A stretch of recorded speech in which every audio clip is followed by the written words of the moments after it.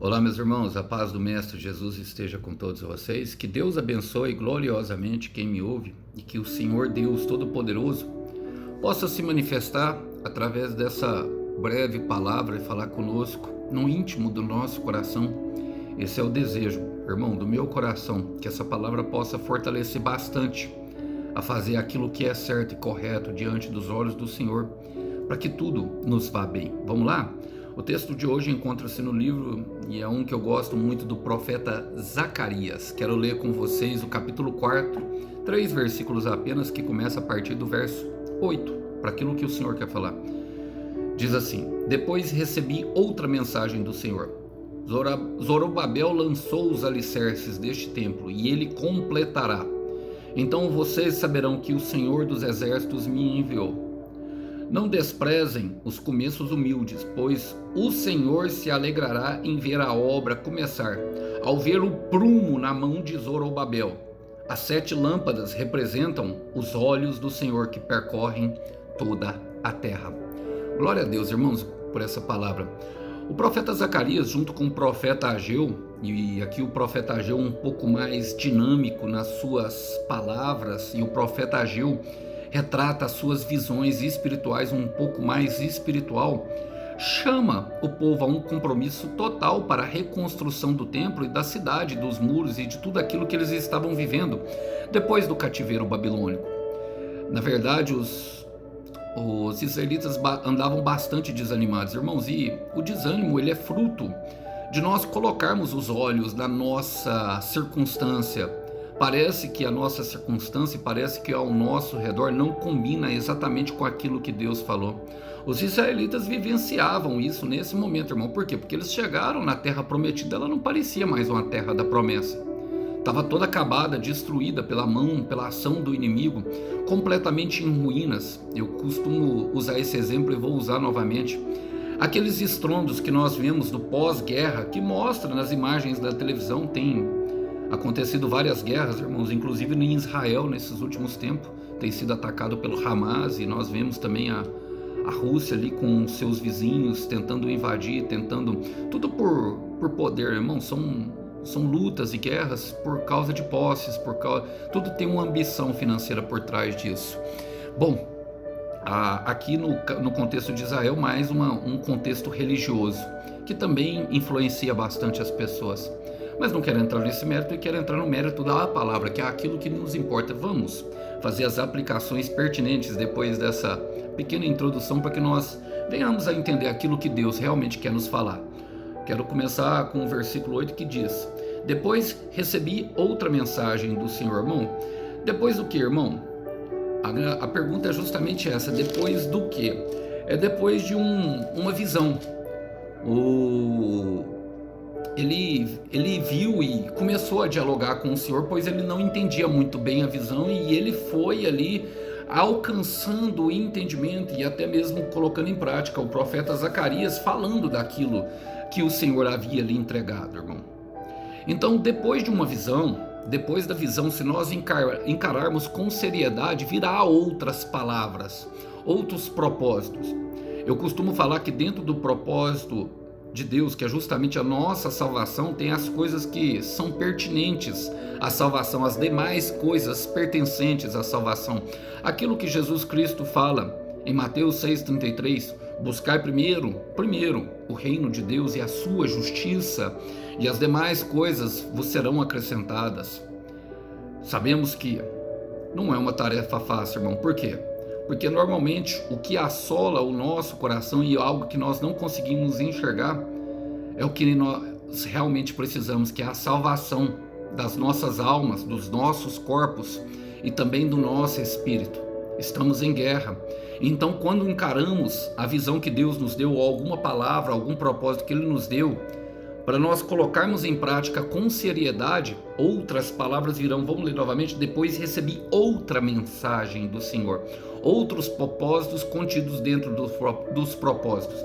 O livro de Deuteronômio, irmãos, ele retrata as mesmas mensagens que Moisés tinha dado, só que agora no final da sua vida, a uma Israel rejuvenescida, ou seja, Deus matou, irmão, aquela geração anterior que era reclamona e só sabia murmurar, porque atravessava o deserto, meu irmão, com autocomiseração, se fazendo de coitadinho. Era melhor nós termos ficado no Egito. Por que me tirou de lá? Para quê? Para me matar? Nós queríamos comer o alho poró, a cebola. Tinha saudade da cebola, irmão, do Egito, enquanto Deus estava servindo o maná do céu. Eu quero repetir, tem muita gente assim, com saudade da cebola, e a cebola é aquilo que faz chorar, irmão. Sabe, do Egito, enquanto Deus está servindo o pão fresquinho do céu no deserto. É melhor estar no deserto com Deus, irmão, do que dentro do Egito com o diabo. A gente precisa aprender isso e colocar isso em prática. E depois dessa visão, o Senhor começa a derramar as promessas. É no deserto que ele fala como nós vamos ser. Então Moisés veio e relembrou eles e começou a retratar novas e até mesmo outras promessas pela obediência. Uma delas está em Deuteronômio 7, do versículo 12 em diante, que diz: se vocês obedecerem a essas ordenanças e as guardarem e as cumprirem, então o Senhor, o seu Deus, manterá com vocês a aliança e a bondade que prometeu sob juramento aos seus antepassados. Deus primeiro estabelece uma aliança. O que é uma aliança, irmão? É um pacto onde as duas partes têm compromissos e deveres estabelecidos nessas alianças, e nós precisamos nos aliançar com Deus se realmente quisermos chegar na terra da nossa promessa. É necessário estabelecer uma aliança verbal com o Senhor, e a palavra do Senhor será essa para você. Ele estava estabelecendo a mesma, irmão, que ele colocaria dentro da terra da promessa, e que ele seria o Deus, ou seja, aquele que cuidaria, que proveria e traria tudo aquilo que os israelitas precisassem, inclusive a salvação dos inimigos, porque ainda tinha muitos inimigos a serem conquistados dentro da terra da promessa. No versículo 13 ele fala: ele os amará, os abençoará e fará com que vocês se multipliquem, ou seja, crescimento, irmão.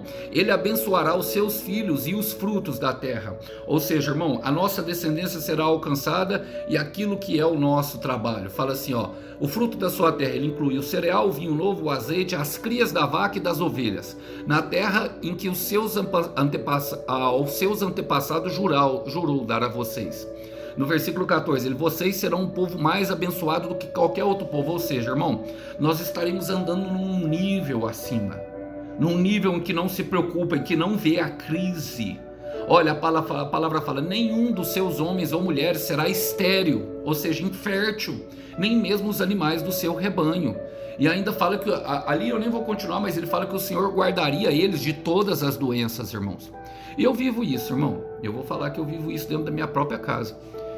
Raramente eu pego uma doença. A última que eu peguei, vocês lembram aqui, foi a dengue, e eu creio que Deus permitiu justamente para me parar em um determinado tempo que eu precisava parar. Eu consegui enxergar depois. E não estou dizendo, irmão, que quem fica doente, quem passa pela prova do doente, não tem a presença de Deus. Jamais diria isso, irmão. Jamais mesmo. Jamais. Mas a presença de Deus, ela traz um bem-estar físico para nós, desde que nós viemos a cumprir alguns estatutos. E aqui em casa eu vejo as pessoas ficando doentes, sabe? Assim, ainda adoram outras coisas, né, irmão? Tem muita gente que adora, não é só estátuas de imagem, né? Adora o seu próprio ego, adora a sua própria vontade, seguem pelos seus próprios caminhos. Uma coisa eu tenho certeza, irmão, todo mundo tem o seu Senhor. E eu resolvi fazer de Deus o meu Senhor. Eu não faço nada mesmo sem antes consultá-lo. E é algo pessoal, que vocês podem também aplicar à sua vida. Não é porque o Alisson é mais importante, não. É porque eu resolvi, no meu coração, não me contaminar e firmemente seguir esse caminho.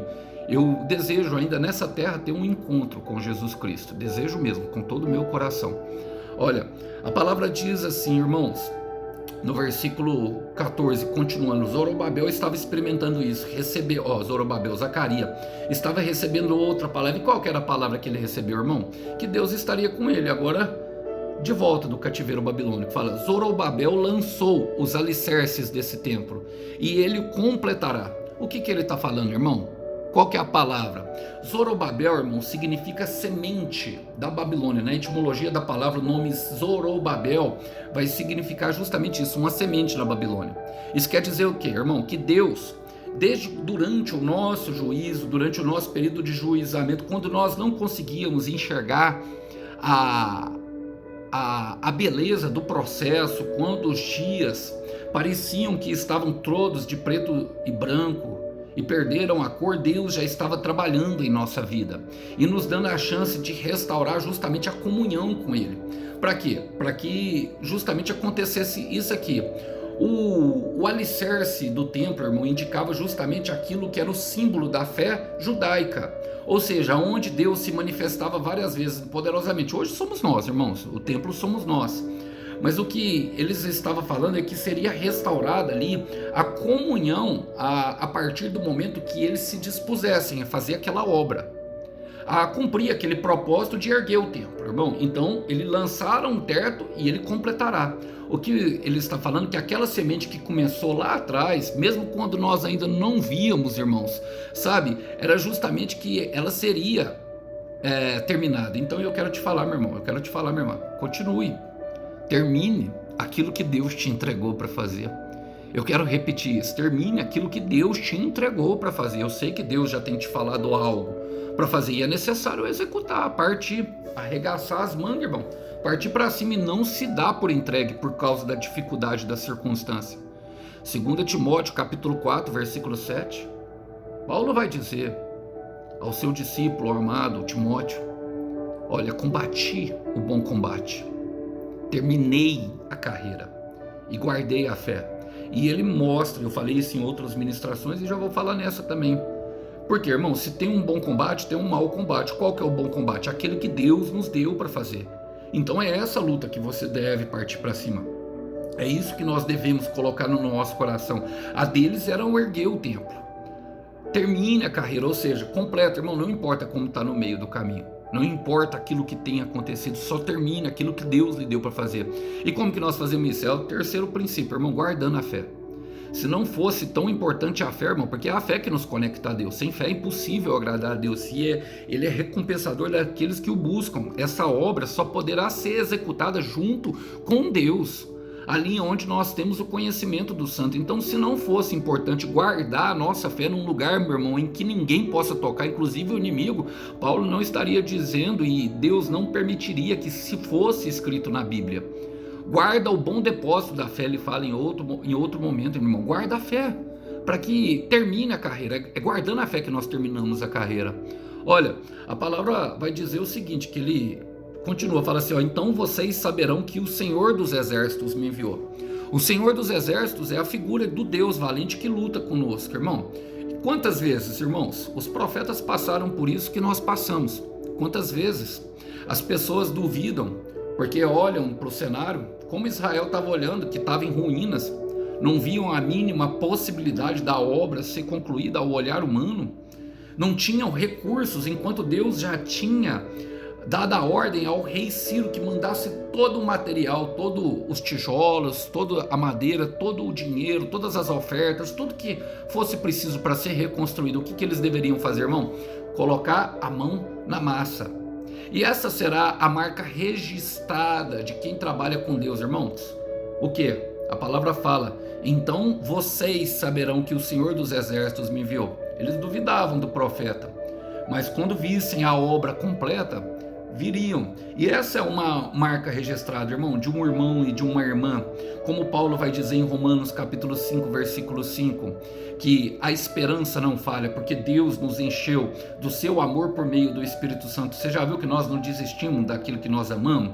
Tá lá fumando droga, tá lá fumando maconha, tá fumando crack, tá dando uma latada, criptonita, nós estamos vendo, tá sangrando, mas mesmo assim nós falamos, vai ser pastor, vai pregar a palavra, vai ser cheio do poder de Deus, e começamos a profetizar, irmão. Vemos a irmã saindo com 1, com 10, com 15, com 20, irmão, mesmo indo na igreja no domingo, mas sai com os irmãozinhos da igreja e porque nós amamos, e porque é a nossa filha, ou porque é a nossa amiga, nós falamos assim, ó, vai ser uma mulher de Deus e vai ter um belo casamento, sabe? Porque nós não desistimos, porque nós sabemos que essa é a marca registrada de quem trabalha com Deus. Embora nós venhamos a nos separar e a não nos contaminar, nós ficamos em um âmbito diferente, ou seja, em um ambiente diferente. Nós entendemos o que Paulo diz em Filipenses capítulo 1, versículo 6, que aquele que começou a boa obra em sua vida ou em nossa vida, ele é fiel e completará ela antes da vinda de Cristo Jesus.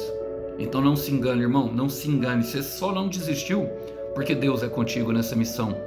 Olha, eu quero partir já para o final, porque a palavra fala: não desprezem os começos humildes.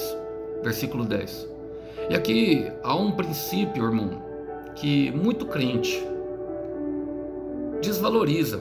Sabe por quê? A gente chega lá com a vida toda arrasada, arruinada por causa dos nossos próprios pecados, por causa dos nossos muito passos errados, e queremos ver um resultado rápido.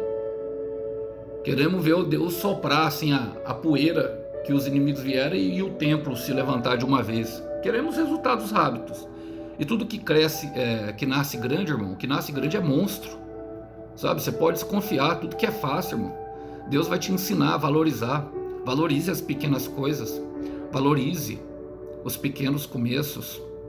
Valorize aquilo que Deus lhe entregou para fazer. É isso que vai mostrar que você está valorizando, sabe? Nada que é grandioso, meu irmão, começou assim. Por que você acha que começou o texto com Zorobabel? Semente da Babilônia, começou lá atrás. Enquanto ainda estava sendo destruído, Deus já tinha começado a obra quando ele destruiu, irmão, Jerusalém inteira. Ele permitiu, ele deu o julgamento, ele falou para os babilônios que permitiriam, que ficariam lá 70 anos, e 70 anos cumprido, trouxe ele de volta, tudo como ele disse que faria.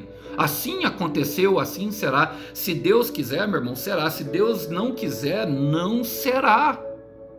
É do tempo dele, do modo dele, da forma dele. E ele está falando: não despreze.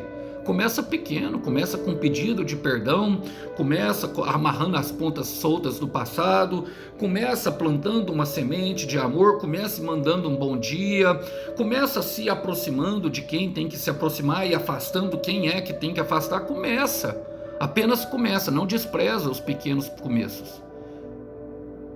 Gálatas 6, versículo 9, irmão, diz que se nós não desanimarmos de fazer o bem, no tempo certo nós colheremos chuva de bênção. Por que se não desanimar? Porque fazer o bem cansa. E a gente quer ver pronto, a gente quer plantar hoje aqui e ver ali a retribuição. Já dei esse testemunho para vocês e creio que é pertinente, irmão, eu falar sobre meu filho novo. Depois de 6 anos, durante 6 anos, eu plantei a sementinha no coração nele, falando todo dia para ele, toda vez que eu encontrava, eu olhava bem no olho dele.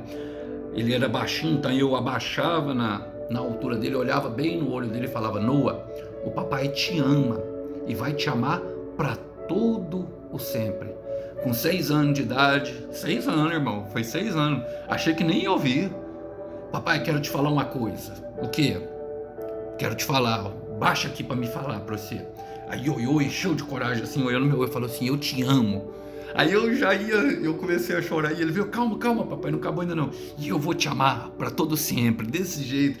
Meu irmão, aquilo ali para mim, quem já ouviu isso do filho sabe que não tem preço. Não tem não, meu irmão. Essas coisas desse mundo aí para mim, sabe? A riqueza só serve para a gente poder ganhar almas para Jesus. Só para a gente fazer o trabalho do mestre, mais nada. Aqui tudo vai ficar para outros. As pessoas estão correndo, maluca, uma disputa maluca para ver quem que ganha mais dinheiro, para ver quem é mais bonito, para ver quem é que pega mais, para ver quem é que aparece mais na internet. É isso, a disputa desse mundo fútil. E nós não, nós queremos amor, irmão, porque para mim o que verdadeiramente importa é o amor. Olha, e a palavra diz assim: não desprezem os pequenos humildes, pois o Senhor se alegra ao ver a obra começar. Ao ver a obra começar, meu irmão. Então Deus se alegra quando nós vemos a obra começar, meu irmão. Deus se alegra quando ele vê os seus filhos empenhados. Deus se alegra quando vê os seus filhos decididos por aquilo que é justo aos olhos de Deus. Deus se alegra quando nós abandonamos as coisas e decididamente, quando ninguém nos vê, decidimos a fazer algo que agrada a nossa carne, mas que desagrada profundamente o coração de Deus. Porque não quer dizer que Deus nos ama, que nós estejamos nos alegrando. Israel estava vivendo isso e deveria ter aprendido durante o momento do exército, do cativeiro babilônico. Por quê, irmão? Porque Deus estava fortalecendo novamente, mas fortalecendo para quê? Para que eles viessem a buscar o relacionamento através das obras ali, a restauração da comunhão por meio do templo, que era naquele momento da história o símbolo da fé judaica, repito. Hoje é pela aceitação do propósito de Jesus Cristo, irmão, e não está ligado a isso, embora aí na igreja todas as outras coisas pertinentes sejam bastante importantes. Então quando Deus te dá uma nova chance, meu irmão, quando Deus te dá uma nova chance, meu irmão, tem muitos que fazem isso, sabe? Deus mostra a visão, aí é para a pessoa ir se consertar e se endireitar, fazer aquilo que tem que fazer. O que ela faz? Ela empina a charrete. No primeiro sábado que dá, ela entra dentro de um carro, com não sabe quem, e vai para uma balada não sei aonde, irmão. Ouvi um tuts, tuts, tuts, tuts, tô louco de novo. E aí não sabe depois por que Deus coloca lá dentro, no quarto, cheio de depressão e ansiedade, cheio de tristeza no coração, está longe da presença. Neemias 8:10 vai dizer: a alegria do Senhor os fortalecerá. É a alegria do Senhor que os fortalecerá, o Senhor. E nós devemos seguir o exemplo de Jesus, irmão.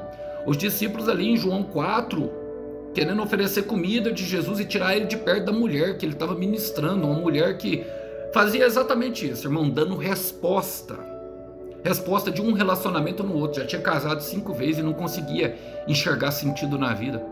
Aí sabe o que Jesus responde para os discípulos? João 4:34: minha comida e a minha bebida é fazer a vontade do meu Pai. Mas eu quero ler com vocês João capítulo 6, versículo 38, que ele fala: eu desci do céu não para fazer a minha vontade, mas para fazer a vontade do meu Pai. E é para isso que nós estamos aqui, irmão. E o Senhor se alegra. Vamos ler novamente. O Senhor se alegra ao ver a obra começar. E o que ele se alegra mais ainda? Ao ver o prumo na mão de Zorobabel. O que quer dizer o prumo? O prumo era aquele... Você sabe o que é prumo? É aquela linha de medir, irmão, que coloca retinha, sabe? Perfeita, para fazer a obra de forma perfeita. Até hoje os pedreiros e os serventes usam muito o prumo nas construções. Ou seja, irmão, o Senhor está olhando atentamente para ver se somos fiéis e vamos colocar em prática tudo aquilo que nós prometemos colocar quando nós estávamos desanimados e resolvemos fazer uma aliança com o Senhor. Senhor, eu quero fazer uma aliança contigo, me levanta mais uma vez e eu vou lá, sabe, cuidar de quem eu tenho que cuidar, eu vou cumprir com o teu chamado, eu vou fazer e vou caminhar diante do teu propósito. Então ele está olhando, irmão. Vamos ler novamente. Ele fala assim, olha o que a palavra fala assim, ao ver, o Senhor está vendo, ao ver o prumo na mão de Zorobabel. A mão fala do trabalho, irmão, na Bíblia, do trabalho de reter a bênção. É ali que está o trabalho e a bênção. Então nós precisamos compreender essas coisas e colocar em prática. Não vai empinar a charrete quando Deus te fortalecer, irmão. Eu quero repetir isso porque é alguém que precisa ouvir. Não vai empinar a charrete, não vai desperdiçar a energia que Deus te deu empinando a charrete, sabe? A hora que Ele te fortalecer, faça um compromisso com Ele, seja sério nesse compromisso. Porque em 2 Crônicas, capítulo 16, versículo 9, fala: pois os olhos do Senhor estão atentos sobre toda a terra para fortalecer aqueles que lhes dedicam totalmente o coração. Nisso você cometeu uma loucura. Está falando ali justamente para líderes que fez algo contrário totalmente ao que o Senhor tinha mandado eles fazer. Nisso você cometeu uma loucura. De agora em diante terá de enfrentar a guerra. Você está entendendo por quê, meu irmão, que muitas vezes enfrentamos guerras? É por causa do pecado. É porque prometemos para Deus uma coisa e fazemos outra completamente diferente. E a palavra fala, ela ressalta, irmão, no final aqui da mensagem, fala: as 7 lâmpadas representam os olhos de Deus, do Senhor, que percorre toda a terra. Não dá para fugir, não dá para partir uma fuga. Deus vê tudo o que acontece na terra, irmão, e Ele está no controle de tudo. Tem muita gente que fala aí, eu vejo mesmo nos comentários: Deus está no controle, Deus está no controle. Mas será que você está no controle, irmão? Será que você está no controle, minha irmã? Porque uma dos frutos do Espírito Santo é nos devolver o domínio próprio.